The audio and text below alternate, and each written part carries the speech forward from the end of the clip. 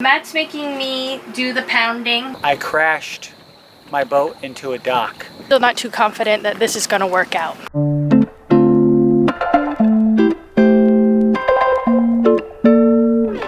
Hey guys, what's up? Welcome back to Sailing GBU. Today we're going to go to town and we're going to bring some of our ripped up sails and we're going to see how much they're going to charge us to do a whole Patch Adams. Yeah, there's a guy named Flacco in town that runs like a sail repair canvassing shop. So this week we're gonna go see if they can chop up our sails, sew them back together, and make it a little bit better for our boat. Instead of having one big sail, we can maybe have two smaller sails. And then we're trying to set up our work for our bimini as well. So we got a lot of projects going on today, trying to shine up this old gal here. And get ready to get the hell out of here. Yeah, that's the main motivation, is getting the hell out of Luberon.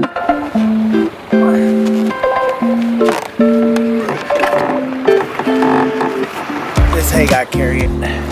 Alright, so we're walking down to the place. We actually set up to meet with a fellow sailor named Brendan because he actually knows Spanish, and we have some problems because Matt decided to create this whole design where he cut some off this sail. He wants to sew it onto this sail, and thered be no possible way we'd ever be able to tell them exactly. So hopefully this helps. I'm still not too confident that this is going to work out. What about you? No, I'm mad, and now I see people carrying cushions down the dock too, which means they're gonna log jam up the sewing man's store. It pisses me off.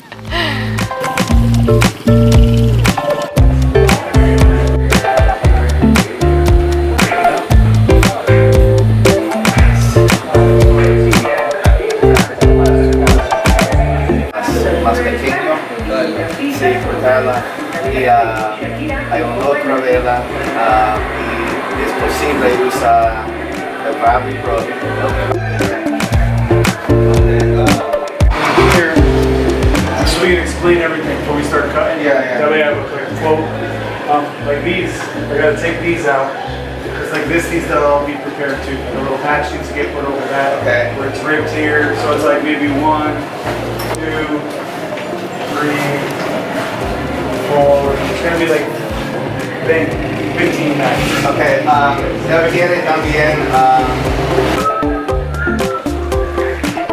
Alright, update time. We're trying to figure out how to get the grommets. We decided how much we're going to slice off the bottom. I looked at sailboatdata.com to see the specs. So we're going to slice that down, and we're going to use that to patch the old stay sail. So I think it's going to work. We're just trying to haggle out the prices now.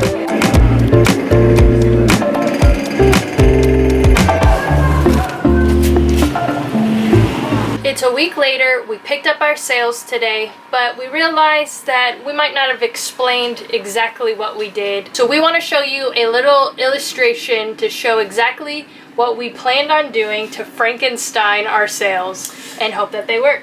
Yeah, we're going to get a little artistic with you guys today, a little arts and crafts session to show, to try to better convey the experiment that we came up with these sails. As she alluded to, we did Frankenstein them together. I think this is a great idea. I think it's a great idea too.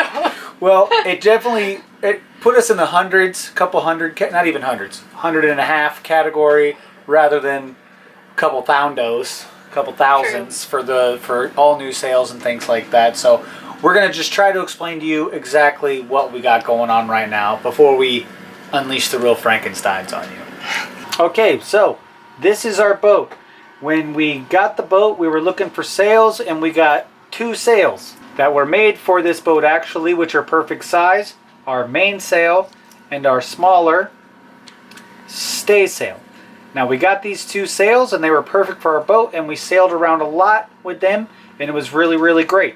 Problem is, we shredded this one, so we were no longer able to use it.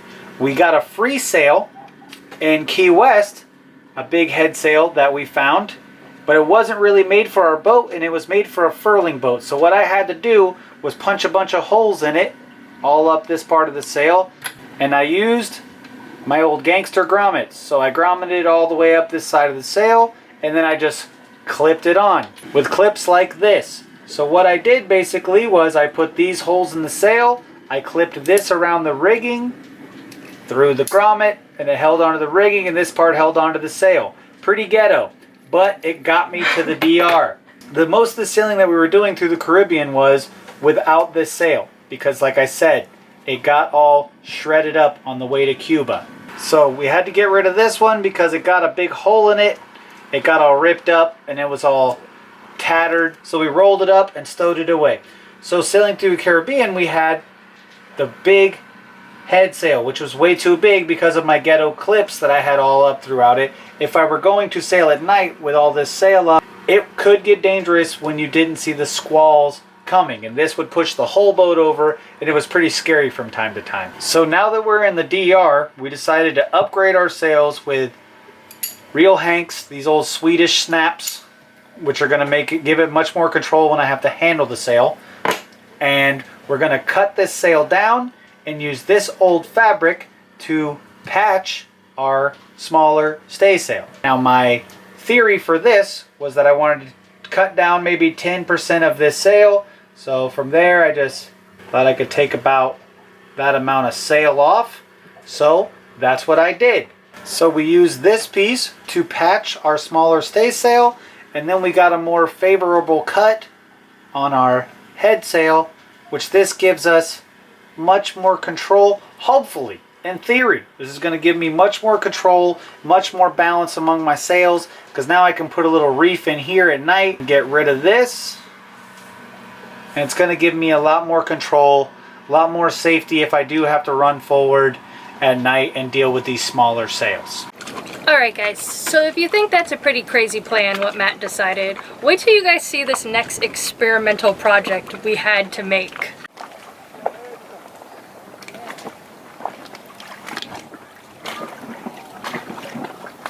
So, when I first got this boat, it had the entire Sailomat 500 wind vane self-steering system, but when I was first learning how to drive my boat in Miami, I crashed my boat into a dock and I snapped the whole top part off. I don't know, Kristen was probably nagging me or something. No, he did. He didn't know how to reverse, and I cussed him out. Yeah, I didn't know how to reverse right, and I just kind of hit the dock and snapped this whole thing off, which I was pretty upset about. But I was able to save the bottom part, which is like the rudder, this part that turns. And then I was able to save the pendulum part as well. So when the rudder turns, it'll make the whole thing move. And then this part will control a couple of lines that'll go to my steering apparatus. So what I didn't have was the top part. The part that caught the wind, which is this part up here. And you can see as this, once it has a sail on it, it'll catch the wind and it will turn this bottom part, helping me to correct my self-steering. Really good friend of mine, Russell, helped me out here. He welded it together. He came up. He was the genius behind it, if it works. If it doesn't work, he wasn't the genius behind it.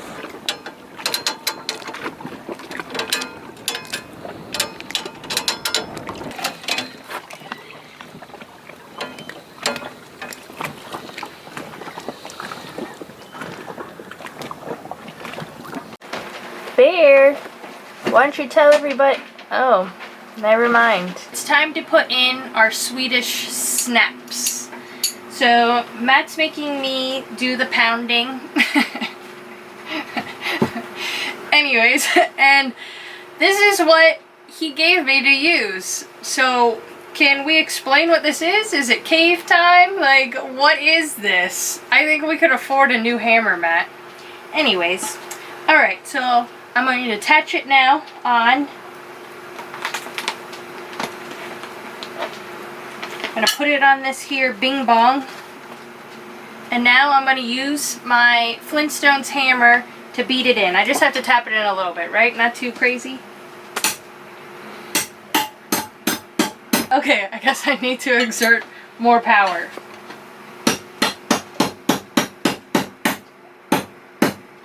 Alright, much more power.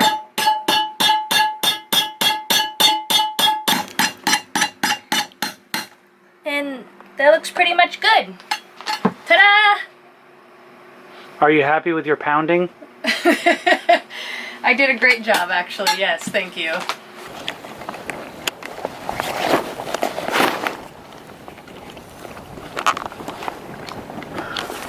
Okay guys, so we got our sails back, as you can see, and we had put them up. Everything looks pretty good for us having to patch them all up. The seams look pretty good. We're hoping they use strong enough thread, and I guess we'll have to see when we use them next. Yeah, we're gonna find out a lot. There's tons of wind here on the north coast of the Dominican Republic, so we'll have plenty of wind to test them out when we go to leave here in the next week or two. But I'm really satisfied. I raised them both and I dropped them. They drop into the boat a lot better, a lot smoother. Those hanks made a much bigger difference. I feel like we're going to be able to do a lot better with those sails than the way that it was all set up before. Plus, you know, it's maybe, I'd say total, I've spent about $800 on sails total for the boat, and that's pretty cheap. That's like 10% of what they would be if I went and got brand new ones for this bad boy. So pretty excited to check out the old wind vane self-steering. Pretty hyped on that, and then really excited to see how good our sails really work, and it's making me eager to leave. Yeah, it's almost time to leave. The next step, which you'll see in an upcoming video, is we're going to redo our, wait, we never had one. We're going to make a Dodger so we don't get wet every 5 seconds, and maybe at nighttime I can sleep out here without getting buckets of water on my head. Yep, we'll be sailing upwind, so the wind and the water will be blowing directly in our faces. Dodger's going to be super important. And if you think you have any good advice on how I could maybe improve my wind vane a little bit, please let me know down below. Comment down below if you think it's going to work, is what you should say. Yeah, if you think it's going to work, say or if our sails work. are all going to rip away. We don't know. These are all things we're going to have to test, but we've done pretty good money-wise, I feel like, for our upgrades so far. Yeah, definitely. And, you know, that's what the sailing adventure is all about. You know, it's fun to have a little bit of uncertainty. You know, that's why we started this out. Alright guys, make sure you like, share it with your friends, and subscribe, and we'll see you next week. Bye. Bye.